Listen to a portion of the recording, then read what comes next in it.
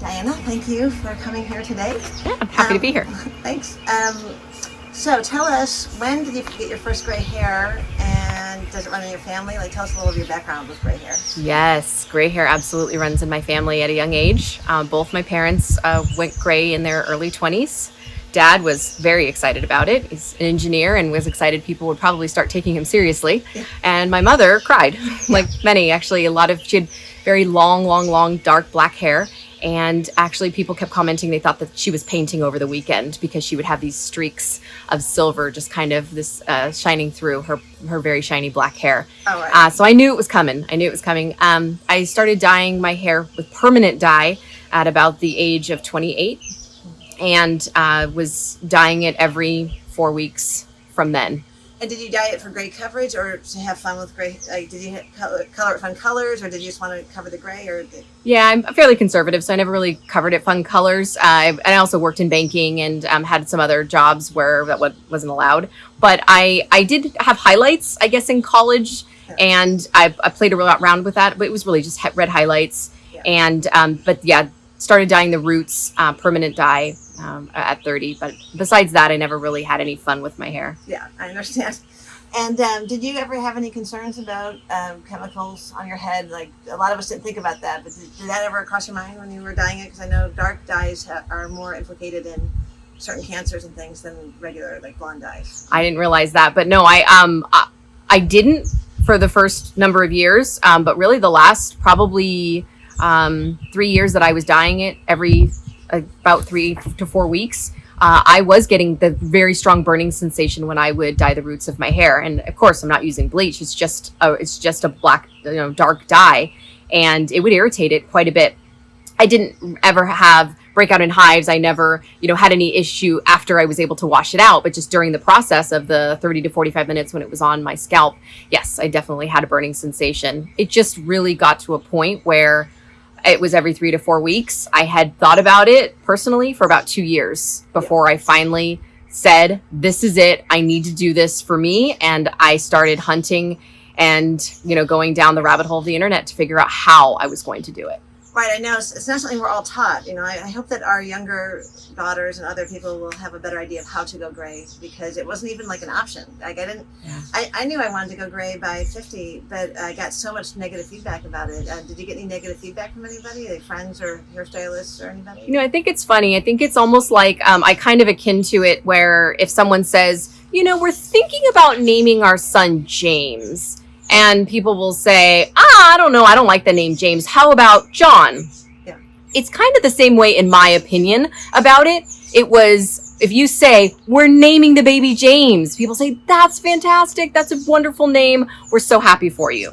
It was the same way. It was the way that I actually projected it. And I think that that's a big part of what some may be missing when they're actually communicating to those that they are around, is that I've made this choice. I'm doing this. Then it's not a discussion. It just is what it is. And that's how I approached it. That's a great point. Yeah, because once you decide to actually do it, people are less likely to comment if they see that you're determined and you're feeling confident about it. Absolutely. A lot of it's how you put yourself out there. Yes, exactly. I think that's a big part of it. So how old were you when you decided, when you made the decision, I'm done?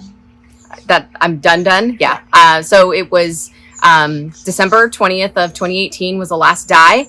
And I probably happened upon an article right around New Year's. Like, actually, a lot of the times I think it's probably been there a few New Year's ago. But there was an article that came up in New Year's 2019. And so I was 41 years old. Oh, wonderful. That's great. I wish I had started sooner. Although, never look back. Yeah.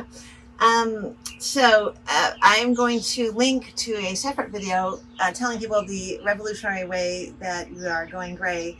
But if you could just give a quick synopsis so that they know when they see this video, and then they can jump over to the full video later. Yeah, so I happened upon a video by Susan Barnes on YouTube, and she didn't call the technique a name. I've kind of named it myself, the dye strip technique. And so what she explained is that she took a strip of hair along her part line, and she continued to dye the roots of that hair, and then parted it over her hair, and it really just covered up the demarcation line and really kind of allowed the gray to grow out fairly undetected. And it ended up actually looking like peekaboo highlights, to be honest with you. I do play with my hair with curls. I don't often wear it in the natural state that my hair is, which is straight. And so it actually gave it so much dimension that that's the technique that I used. I love that. So now you've used this amazing technique to you continue to dye the roots of your hair. You're only dyeing this much of your hair for however often you do it, every 3 to 4 weeks in most cases. You do that technique. It gets to a point where your hair is grown out where you are comfortable. And then all you have to do to grow out the strip is take your hair, flip the part to the other side, and the strip grows out underneath your gray hair undetected. So the ideal situation, if somebody was to use this technique, would be to have hair long enough to be able to flip their hair. I actually practiced having my hair flipped the other way for a while just to see if this technique would work for me. And then, really it could be done on anyone from, blonde to dark hair. I've even seen people with curly hair do this. It actually blends really nicely with curly hair. So I think this is an option for many of you that are out there. So tell us the timeline. You decided in December 2018 or January 2019 that you're done. So then what happens? Yeah. So then what happened was I sat down with my stylist probably the second week of January, and I said, this is it. I'm making this transition. I'm going to embrace my gray. And she said, okay, this is going to be a process. We'll make an appointment for a week or two on a Saturday. It'll be about a 7 or 8 hour process. You're not going to like it. It may take about 2 or 3 months for it to get to a point where you're okay with it. I didn't even really know the process, but she just sort of knew what she was going to do. It wasn't a discussion, and it got me very, very nervous. It was probably 1 day before my appointment. I canceled it, and I ran into a friend of mine who said, you know what, you research everything that you do before you do it. Yeah. How much research have you done? This is a big decision. I realized I kind of got caught up in things. I felt like I needed to make a decision quickly. And in this case, our hair grows very, very slowly. Yeah. There are the root sprays I was able to use in the meantime while I figured it out. Great so point. Don't rush into anything. That would be a big piece of advice. Do what feels right once you have looked into everything that you need to look into. You've done your research. So I did my research. I really dug into talking to other stylists other than the one I had spoken to, and of course dove into the internet. And that's where I bumped into the video. So it wasn't until then that I thought, okay, this is what I'm going to do. This is simple. I can do this at home. And I did. And I was really impressed with the way that it looked. And as it grew out, it just kept continuing to impress me. It was a very pleasant surprise that I didn't really know what to expect. But I always thought and told my close family, if I hate it, I dye it again. If it's this horrible technique, no big deal. Right. That's the thing I like about this. Unless there's a medical reason that you can't use hair dye, most of this is easily fixable. If you don't like it, you can try again. It is. Exactly. So, not including obviously the shutdown, have you seen your hairdresser since you started going gray, and how has she supported you? Yeah, she's been incredibly supportive. Once I shared with her, I went in for a hair trim and told her, this is the way I found this method. I showed her the video, and this is what I'm going to do. She knew I could very easily do it at home, but she guided me on the right color to use for my roots, so that it would come out very, very close to the color that I had on my hair already. And she was just a great guide through the whole process. She was also helpful in, telling me, use Vaseline as a barrier on either side of the gray hair so that you're not dyeing any of your precious growth that you've worked so hard to achieve. And so she was a really great guide through it, and has really been rooting me on through the whole process. Rooting you on. Yeah. So, no pun intended, but I guess pun intended, sure. That's great, because not all of us are so lucky. I had to switch hairdressers twice while I was growing out my gray, so it's wonderful to have a supportive hairdresser. Yes. I'm hoping that one good thing to come out of this pandemic is, since so many women are embracing their gray hair, that maybe more hairdressers will be supportive. Yes, exactly. And I have changed hairdressers since then, but it was just, my whole family is going to a really incredible gentleman named Josh in town at Mint Salon, and he is phenomenal. And I love what he does with my hair, and I'm very happy with him. But that journey with a hairstylist can be very, very difficult. It can feel like a relationship, breaking up with somebody and, not returning text messages or calls, or it just, you have to do what feels right for you. And through the journey, she was an amazing, incredible guide. And then now I'm with a different stylist, and happy there, with just going in for the trims. And that's just whatever's right for you. But I understand the hairstylist relationship can be super tricky, very, very sticky situation. It can, especially because when you're sitting in the chair, you're very vulnerable. So if somebody's not liking your choices, it makes you feel bad about yourself, So exactly. So it's good to have a supportive stylist, and there are a lot out there. Thank goodness. How do you take care of your hair now that it's still in the process of turning all gray? Yeah, great question. The way I take care of my hair is by using shampoos and conditioners that I've always used. I read a lot about blue shampoos, purple shampoos, and the reason I haven't used them is because I've read enough about them that it's really when it's needed. If you are seeing yellowing, I haven't seen any yellowing. Right. And so I don't think anyone should use something just because you've seen other people use it. You need to see what's right for you. And there is a difference between the blue and the purple, and you need to really read up on it. So I haven't used it yet. Who knows if I will. I don't use flat irons, and I have heard that the flat irons can be at such a high heat that it does cause yellowing. And so I do blow dry my hair. Typically every day, not much right now, but going to work every day in the office, yes, I would blow dry my hair every day or every other day, and I would use just a Conair curling iron. And then I do definitely use a leave-in conditioner and a heat protectant spray before I do any of that, but I don't use any other products at this point besides those. That sounds good. It sounds healthy for your hair. Yeah. What do you have a heat protectant you recommend? I love the Pantene heat primer. So I use this on my hair, as well as the Pantene leave-in hair conditioning mist. And I think that it does a great job protecting the hair as it's getting heat put on it. I do blow dry my hair typically every other day, and curl it as well with just a typical curling iron. I don't use a flat iron.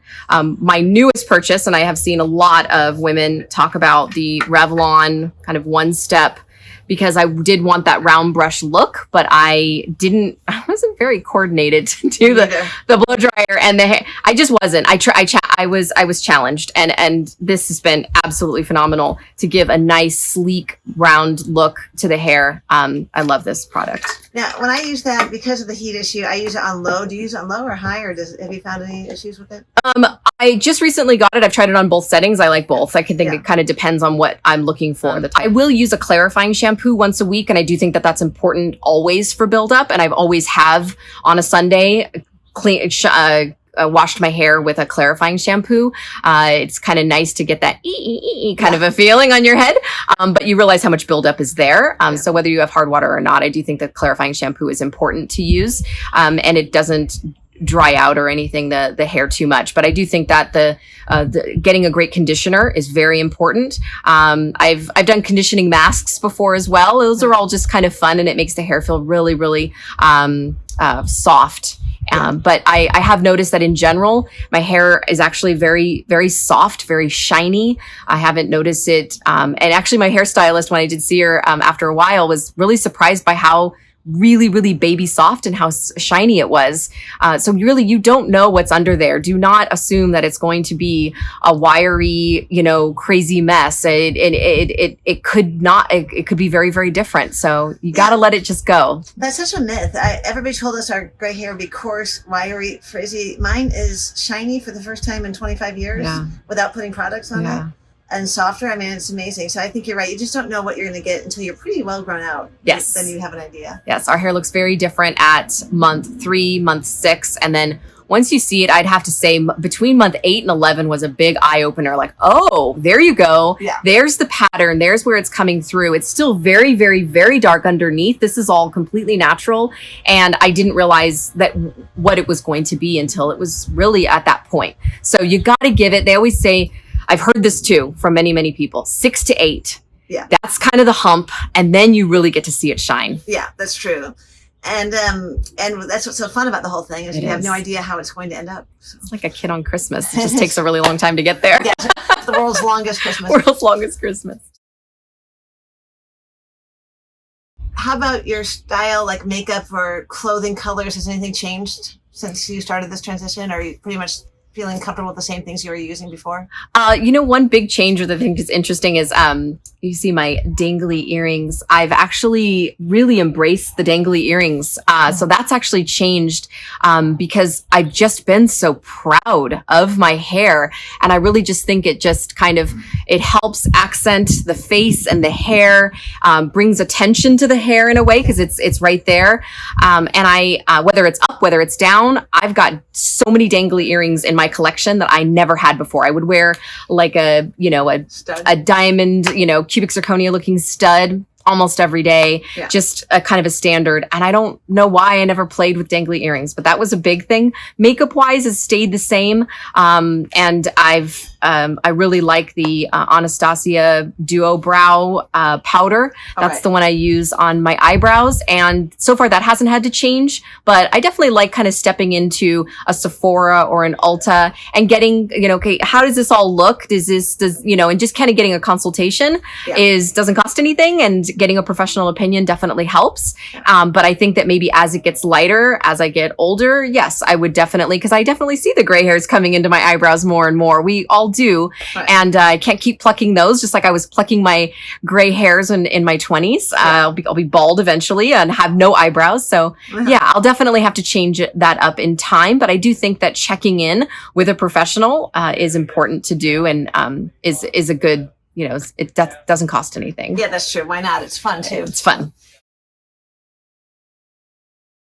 Has the process of going gray changed anything in your mindset? Like, do you feel like you had beliefs that were untrue that you've now come to realize were untrue, or has it affected you emotionally in a good or bad way? Like, how has it affected you? Because it usually does have an effect on somebody emotionally somehow. So whether good or bad. So how about you? Well, so I've always had a pretty strong confidence. Not really sure where that came from, but I always have. And so for me, I make a decision, I stick to it, and I see it through. Yeah. And so I was really very happy with this decision. I knew once I saw Susan Barnes's video, like, this is it. This is what I'm doing. Knowing that, of course, I could always kind of, bend in and cave in and diet if I really needed to. But so there was a way out. But I knew the decision was what I wanted because that outweighed, kind of going back and dying it. And so I knew once I made the decision that I wanted to do it. Now, once I made that decision, I think that the confidence that I had in it and in myself and in the decision has inspired others, which I didn't expect. And I thought that was really cool. But it's definitely made me want to, I've always kind of been good about eating fairly clean and being good with consistent workouts. And I had fallen off of that. And so this kind of course corrected me in a funny way. And so once I started doing that, then I got course corrected. And now I'm on a good, healthy path in general, which I think is really important for mind, body, soul, being a great, a person at work, person at home, great mother, whoever we need to be. We all have so many hats that we wear. Yeah. And I just felt like it just kind of centered me. I can see that. And also what's nice is you've also got more time probably because you're not having to rush to the hairdresser every 3 weeks or even at home. When you do your hair, it's time consuming. So it is. So reclaiming your time is also good for your mental health. Absolutely. It really is. I've seen that as well. A lot online, women talking about not having to worry about the next event and timing all of that and being able to get into the salon to do all their roots at the time. And so absolutely. The money and the time that I have saved, even though I, was able to, easily do it at home, even when I was just doing that little root part, it's incredible. Once you've liberated yourself in that way, oh my goodness, it's just a whole new world. So Diana, have you found any benefits from going gray? Like, has it changed anything for you? Yeah, I think the biggest thing for me that I noticed was that the sides of my hair I took a photo at about 5 months into embracing my gray. I had my hair pulled back in a French braid, and I just took like a side photo and a back photo, and not thinking anything of it at the time, took another kind of side photo at my 12-month mark, and actually noticed that my hair had filled in on the side. I also noticed in the very beginning of my grow out a lot of little sprouts in the front of my hairline that have subsided now, but it was really growing. So the hairline was almost coming forward, it seemed. And then the growth on the side here that I didn't expect to see that. But the hair absolutely feels thicker now than it did before. So who knows what it would have looked like even 5 or 10 years from now. Had it kept dyeing, it probably would have been much thinner, not realizing that the dye was actually hindering some of the growth. Oh, I totally agree with you, because I thought I was losing hair because I was getting older and maybe perimenopause or something. And then I stopped dyeing and all my hair started growing back. So I think it definitely does do some damage to your hair, thins it out. Do you lose hair in the shower as much as you used to?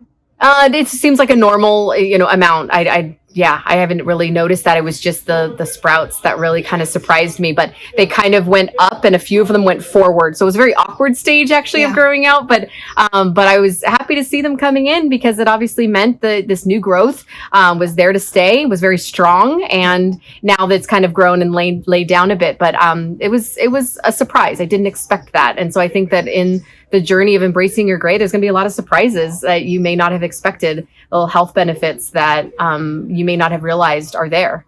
Right. I think that's totally true, which is one of the many things I love about it.